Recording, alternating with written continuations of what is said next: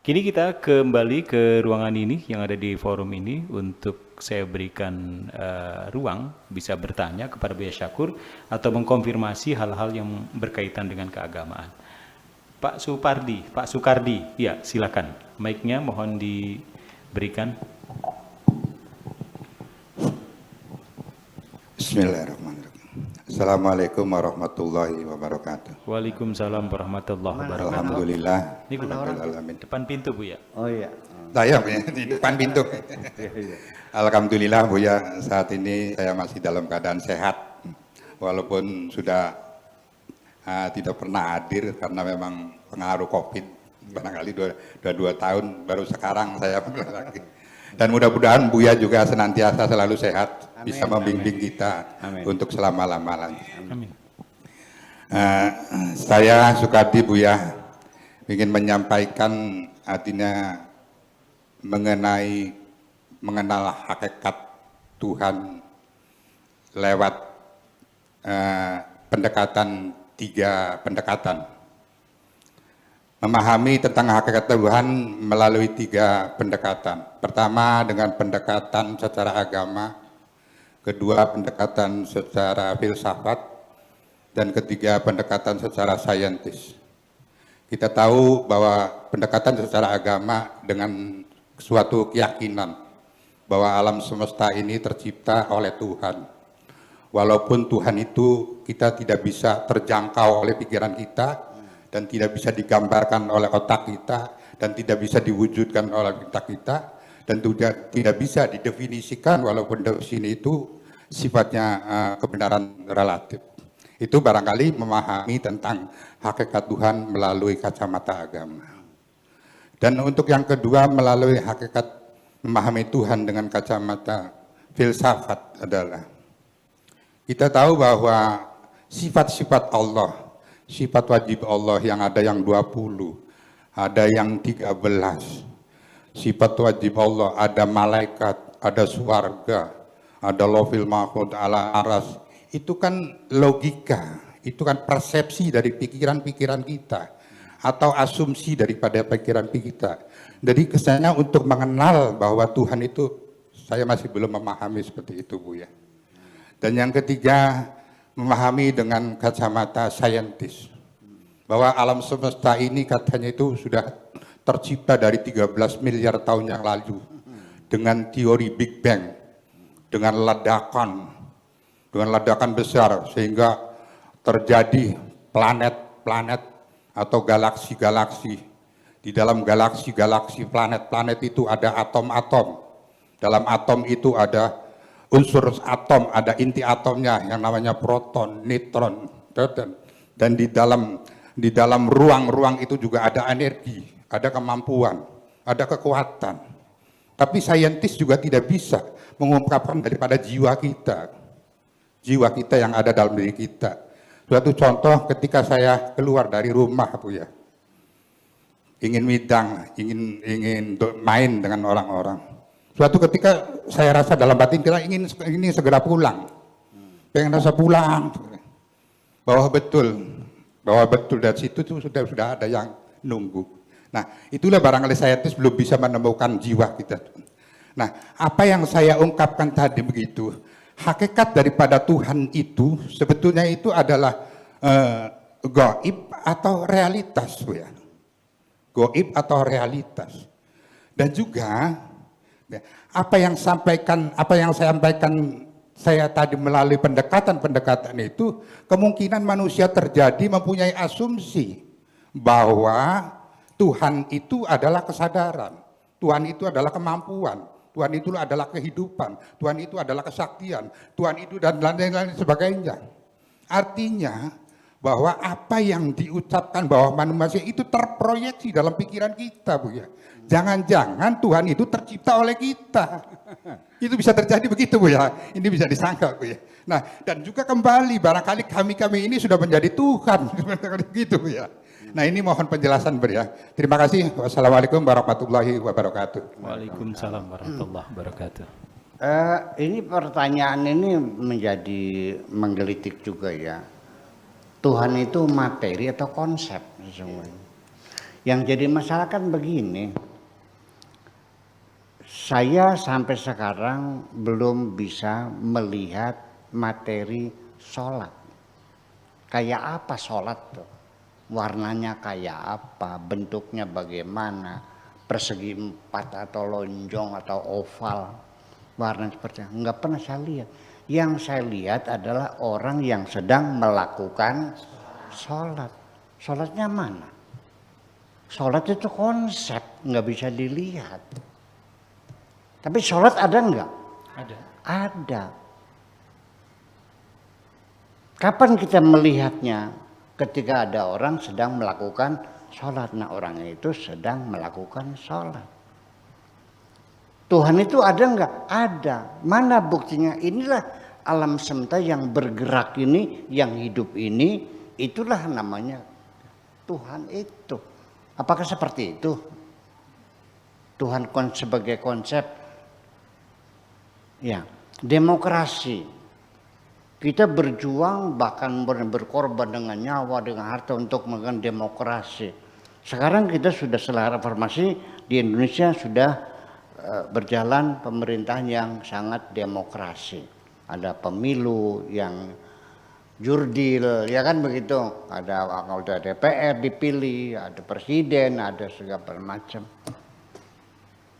Orang sudah bebas bikin partai, orang boleh bikin organisasi, orang bisa berekspresi, orang bisa demo. Itu kan gejala-gejala yang bisa kita pastikan bahwa di Indonesia ada demokrasi. Mana demokrasinya? Saya pengen lihat. Ya demokrasi mah nggak bisa dilihat. Demokrasi nggak bisa dicicipin. Demokrasi nggak bisa dipegang. Tapi gejala-gejala yang ada, kebebasan seseorang berpendapat, ya kan begitu, bikin partai politik dan sebagainya, itu adalah sebagai pertanda bahwa di Indonesia ada demokrasi. Alam semesta ini sebagai bukti, logika anak-anak kita dulu ya, sebagai bukti adanya Tuhan, kan begitu persoalannya. Jadi Tuhan itu materi, itu konsep. Ini persoalannya. Apakah Tuhan itu hukum alam? Seperti kata Einstein, kalau Tuhan yang kau yakini adalah sama dengan hukum alam saya yakini, saya juga bertuhan kok. Iya, bahwa besi apabila dipanaskan dia mengembang. Betul enggak? Apa saja kalau kita lemparkan pasti jatuhnya ke tanah. Itu hukum alam. Apakah seperti itu Tuhan itu sehukum alam yang berlaku itu? Nah, ini yang jadi persoalan adalah kita kembali bahwa nanti pada akhirnya saya ingin mengatakan bahwa untuk mengenal Tuhan bukan hanya 3 jalur. Saya sudah katakan kemarin 1001 jalan menuju Roma, 1001 jalan menuju Tuhan.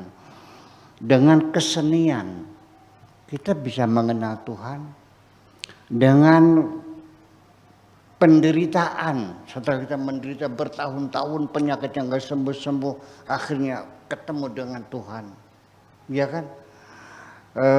Dengan apalagi ilmu pengetahuan, sains, teknologi, akhirnya kita terperang, ya Allah, ternyata nggak ada apa-apanya dengan kekuasaan Tuhan ini, tetap masih hebat ciptaan Tuhan daripada intelijen artifisial, kecerdasan buatan kita, komputer dan sebagainya, dan robot, tetap otak bikinan manusia tetap hebat. Akhirnya juga kepada Tuhan, dengan filsafat juga sama, dengan premis-premisnya, dengan konklusinya, akhirnya menemukan Tuhan juga. Jadi ya bukan hanya 3 ya 1001 jalan menuju Tuhan. Banyak orang mengenal Tuhan setelah bangkrut usahanya. Setelah dicerai oleh suaminya kawin lagi, anaknya kena narkoba, rumahnya disita, habis semuanya. Akhirnya kambang kampul orang karuan. Akhirnya ke Sunan Gunung Jati saya beribadah siang dan malam. Ya baca Quran, nangis lagi, istighfar lagi, sholat lagi, baca Quran lagi, sampai berbulan-bulan. Akhirnya dia menemukan makna kehidupan ini. Oh, ya udahlah. Alhamdulillah. Jadi termasuk juga Allah banyak memperkenalkan hambanya supaya kenal dengan Tuhan itu melalui ujian dan cobaan penderitaan kok. Ya kalau saya lihat banyak para nabi-nabi ya itu dia menderita sejak kecil kok. Nabi Muhammad lahir tanpa melihat ayah. Masih kecil ibunya mati, ikut kakeknya mati, ikut paman mengembala kambing. Ya kan? Dikawinkan dengan seorang janda yang sudah pernah janda 2 kali, Siti Khadijah. Iya kan? Dimusuhi oleh orang sekota Mekah. Mereka beramai-ramai ingin membunuh Kanjeng Nabi. Dengan penuh segala penderitaannya. Nabi Yunus juga begitu, Nabi Musa juga sama. Semua nabi-nabi juga, Nabi Yusuf apalagi dibuang oleh saudara-saudaranya, penuh penderitaan. Jadi memang kita juga sama, ya mungkin saya juga mengalami hal yang semacam itu. Melalui penderitaan itu ada pencerahan, ada lightening ya dalam pikiran kita. Iya. Begini aja dah ibu-ibu, pengen nyoba ya, sok buat eksperimen. Yang satu anakmu kau sanjung-sanjung tiap hari, bocah ayu, bocah kasep, bocah geblang, bocah pintar, disanjung-sanjung. Yang satu tampekin tiap hari, papok tiap hari. Nanti yang jadi manusia besar yang mana kira-kira? Iya. Itu melalui proses kehidupan itu juga banyak kita lihat dari saintis, banyak para ilmuwan yang tersadar akhirnya dia meyakini adanya agama. Malah justru yang menjadi semu itu adalah ketika pendalaman agama melalui belajar fikih, usul fikih, belajar tafsir, belajar hadis, jadi kiai, jadi ulama, itu malah akhirnya ya menjadi persoalan lagi. Iya, mengenal Tuhannya berbeda dan memaksa orang lain harus seperti dia, kalau enggak dibilang kafir. Semakin tinggi ilmu fikihnya, semakin meyakini dirinya paling benar. Betul nggak? Ya kenapa begitu? Rata-rata kalau orang belajar ilmu hukum, apa saja hukum pidana, hukum perdata, hukumnya itu selalu suka bertengkar, suka berdebat dan mengklaim seperti paling benar sendiri. Ya kenapa gitu? Mungkin yang lebih indah itu ya melalui sains, ya melalui filsafat. Ya, perenungan, filsafat juga dalam artian bukan filsafat materialistis ya. Ya, filsafat dalam artian juga etika dan sebagainya. Itu satu pertanyaan filosofis. Andaikan tidak ada hari pembalasan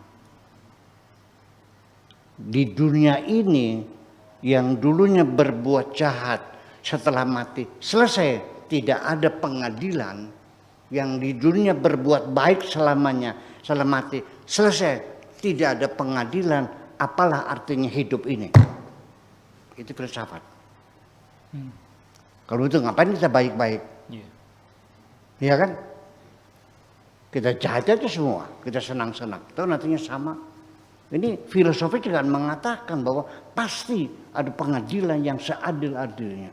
Karena nggak mungkin orang baik sama dengan orang jahat. Ya kan begitu. Itu kan akhirnya menemukan finalnya. Nah, tetapi nanti di tengah perjalanan ketika dia sudah kenal Tuhan, beragama baik, masih bisa tergoda nggak oleh setan? Masih. Masih bisa nggak melakukan skandal? Masih. Seorang waliullah mungkin nggak berzina?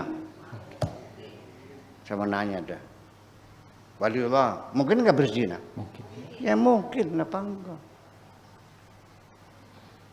Tapi beli kayak Syira.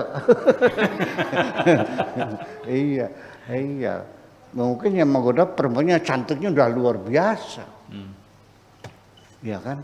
Pada kondisi tertentu. Makanya ya artinya tetap nanti pada akhirnya saya ingin mengatakan melalui jalur apa saja kesimpulan terakhir tetap subjektif dan